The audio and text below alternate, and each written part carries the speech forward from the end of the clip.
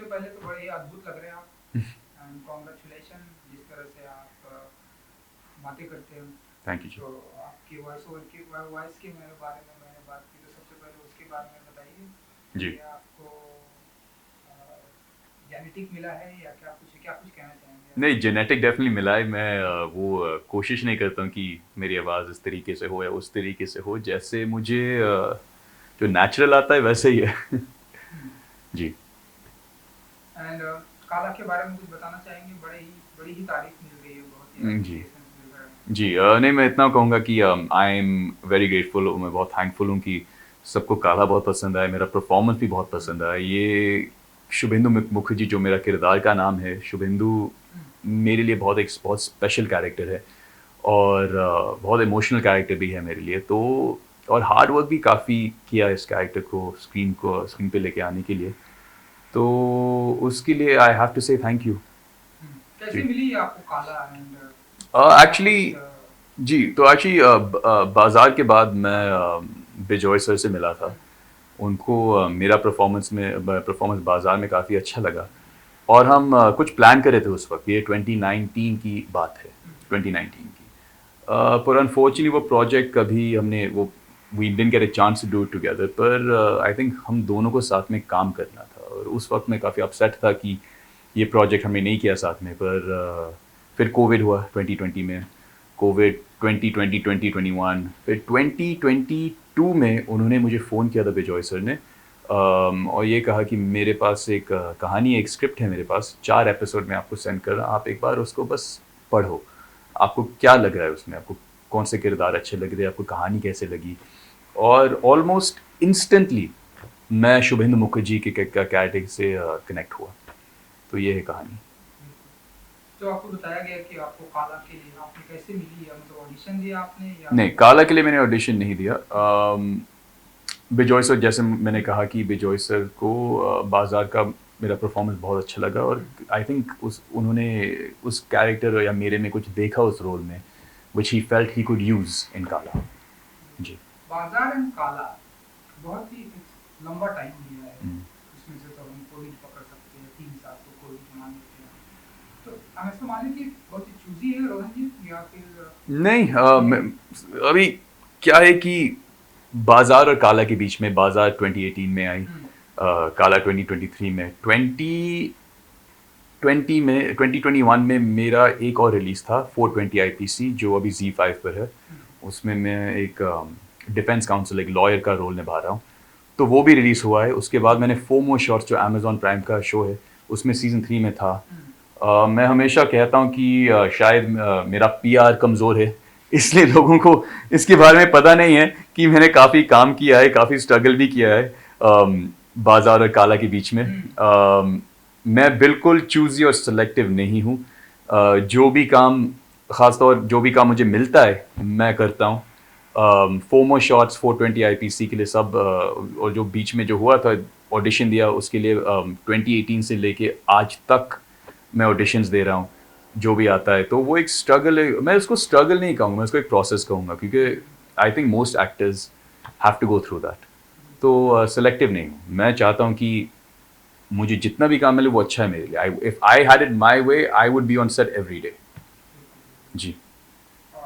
किस तरह के किरदार का इंतजार रहता है आपको? ऐसे कुछ पर्टिकुलर किरदार नहीं है, बस मुझे उम्मीद है कि जो भी किरदार मैं आगे जाके प्ले करूँ, निभाऊँ, उसका राइटिंग अच्छा होना चाहिए।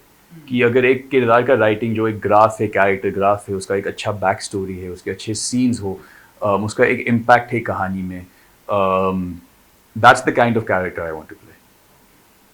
एंड अद्भुत यू एंड नवाजुद्दीन कुछ जी। बताना चाहेंगे कि जी। इसके हाँ। बारे में, हाँ अद्भुत जी। के बारे में? जी, तो cast is myself, mister Nawazuddin Siddiqui, Shreya Dhanvantari भी हैं और डायना पेंटी भी है उसमें।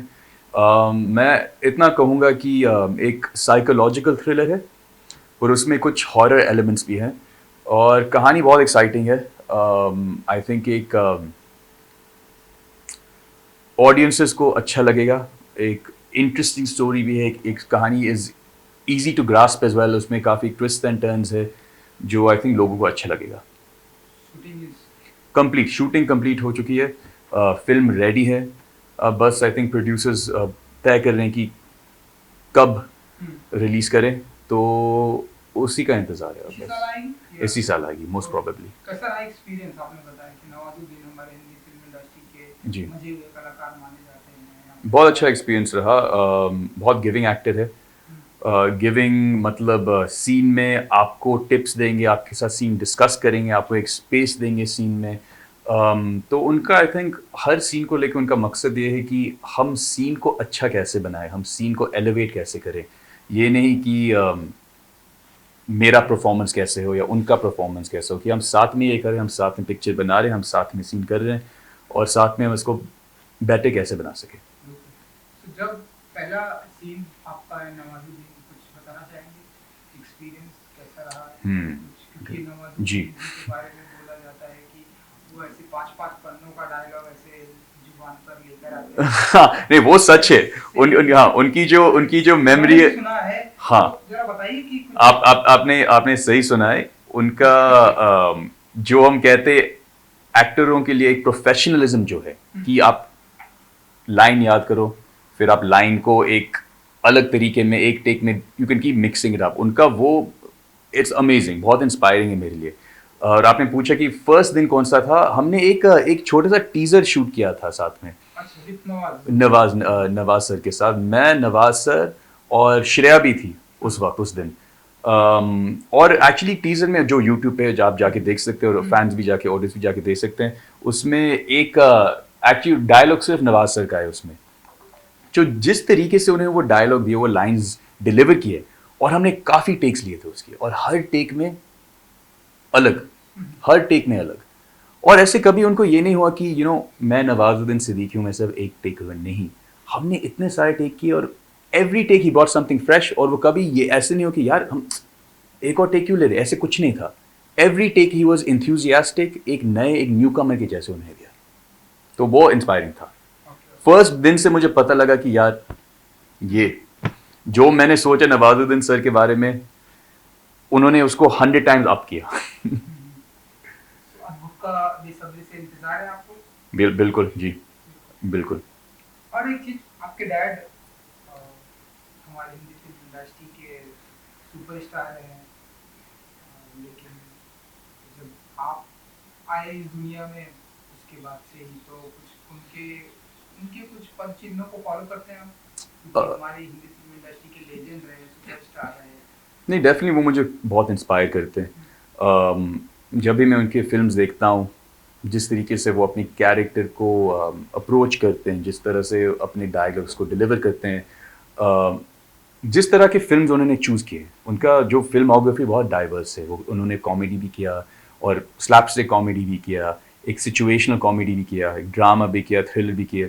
आई थिंक बहुत कुछ सीखने को मिला बाय जस्ट वॉचिंग हिम। अभी अनफॉर्चुनेटली अभी ऐसे हुआ है कि I never got to meet my father. He passed away when my mom was pregnant with me. पर आई थिंक मेरी लाइफ का एक मकसद ये भी है कि अंडरस्टैंड माई फादर मोर। वो रिश्ता जो बाप बेटे का रिश्ता है, वो समझो अच्छी तरह से। तो मैंने वो मेरी लाइफ का एक मकसद बनाया है जी। कौन सी फिल्में बहुत ही देखते हैं आप उनकी? कौन सी फिल्में उनकी बहुत ही करीब है आपके? एक फिल्म है बेमिसाल जी, बेमिसाल मुझे बहुत पसंद है। दूसरी है घर, रेखा जी के साथ। उसमें एक उनका परफॉर्मेंस मुझे बहुत सिंसियर लगा, बहुत नेचुरल परफॉर्मेंस लगा, और फिल्म भी मुझे काफ़ी प्रोग्रेसिव फिल्म लगी उस ज़माने के लिए। अनुराग एक दूसरी फिल्म है जो उन्होंने किया था आई थिंक 70s में। खुददार मिस्टर बच्चन के साथ, वो भी फिल्म, बहुत सारे फिल्म है ऑनेस्टली। सब पसंद है मुझे जी। ऐसा टाइम चल रहा है, नेपोटिज्म की बहुत सारी बातें हो रही हैं। तो आपको कितना लगता है कि आपने उस नेपोटिज्म से आप कितना दूर हैं, या फिर आपको कितना उसका फायदा नहीं मिल पाया, या आप मानते हैं कि आपको भी नेपोटिज्म का फायदा मिलना चाहिए था? क्या कुछ आप मानते हैं इस नेपोटिज्म के बारे में, आपका क्या टेक है? आई थिंक इनिशियल रिएक्शन जो था, लोगों को लग रहा था कि मैं बहुत करीब हूँ नेपोटिज्म से। फिर अभी जब समय पास हुआ और उन्होंने मुझे इतना देखा नहीं स्क्रीन पे। मैं सिर्फ पब्लिक का बोल रहा हूँ अभी। आई थिंक उनको लगता है मैं नेपोटिज्म से बहुत दूर हूँ। मुझे जो लगता है कि मैं शुरू से नेपोटिज्म से बहुत दूर हूँ। और एक अच्छा भी सा लग रहा है कि people are getting to understand now कि मैं जो जो भी मुझे काम मिलता है वो नेपोटिज्म की वजह से नहीं है। पर मैं ये कहूँगा कि नेपोटिज्म डेफिनेटली इट एग्जिस्ट्स और हर इंडस्ट्री में है। ये नहीं कि सिर्फ हमारी फिल्म इंडस्ट्री में है। हमारी फिल्म इंडस्ट्री अभी ऐसी एक इंडस्ट्री है जो हमेशा पब्लिक आई में है और न्यूज़ उस पर बहुत और सिर्फ न्यूज़ में एक्सेसिबल न्यूज़ जो सब पढ़ सकते हैं और सबको एक अंडरस्टैंडिंग मिल सकता है। तो हमारी इंडस्ट्री में जो नेपोटिज्म जो एम्फोसिस है वो ज़्यादा है इस वजह से। पर मेरे अपने जर्नी में I have not experience that much. और हाँ I think over time people realise that.